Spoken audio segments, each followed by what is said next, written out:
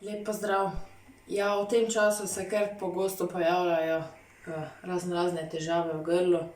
Predvsem, da nas včasih ponavadi kaj skeli ali pa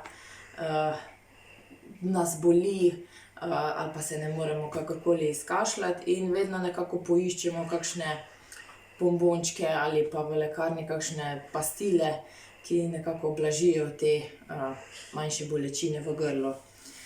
No, za tisto prvo pomoč si pa lahko tudi pomagate doma in si zeliščne pastile naredite sami. To so v bistvu tudi kot neke, bom rekla, vitaminske bombice. Vsebujejo zelo veliko vitamina C, predvsem kadar uporabite sestavine, kot sem jih jaz. Na primer, če uporabite, jaz sem uporabila šipek. Šipek, kot veste, vsebuje zelo veliko vitamina C, pomaga pri krepitvi imunskega sistema. Uporabila sem pa tudi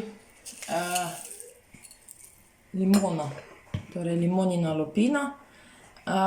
Seveda pa ne v taki obliki, ampak sem jo zamlela v prah. Limona vsebuje, v limonini lupini je zelo veliko eteričnega olja in pa vitamina C. Dodala sem tudi meto, nekaj janeža, komarčka kumine. Vi pa lahko dodate mogoče tudi še kakšen mlet timijan, materino dušico, ker delujeta antibakterijsko in nekako pomagata pri teh bakterijah, virusih, da grejo prej iz našega grla.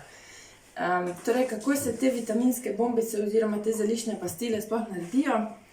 Ja, da zelišče preprosto zameljete v prah, vsakega nekje po eno žličko, da dobite, ne vem, eno žličko limoninega praha, eno žličko šipkovega praha, vsa zelišča zmeljete v prah ali pa jih stolčete v možnarju. Torej, in dodate eno veliko žlico medu. To vse skupaj zmešate, dobite tako lepljivo snov in preprosto iz tega oblikujete pastile, ki so ali okrogle ali pa jih sploščite in imate v bistvu obliko nekega bombona. Potem pa to, jaz sem jih dala malo v hladilnik, da se malo bolj strdijo, drugače jih pa potem kar tako hranite in jeste. Dosti je, če jih pojeste nekje 2 do 3 takšnele zeliščne pastile na dan. Vzamete jih v primeru pač teh težav, ki se pojavljajo v grlu. Za otroke mogoče naredite malo manjše. Ali pa jih lahko dodate tudi v topel čaj in počakate, da se stopijo in vse skupaj spijete, ker je zelo dobro tudi za krepitev našega imunskega sistema, torej za naše telo. S temi zeliščnimi kroglicami ne pretiravamo, sploh zato, ker je noter šipek. Šipek pa potem rad zapira in tisti, ki imajo težave z odvajanjem blata, tega ne smejo pojesti veliko.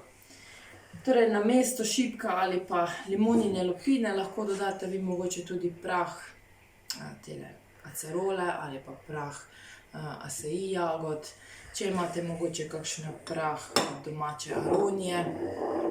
V glavnem, igrajte se. Lep pozdrav do prihodnjič.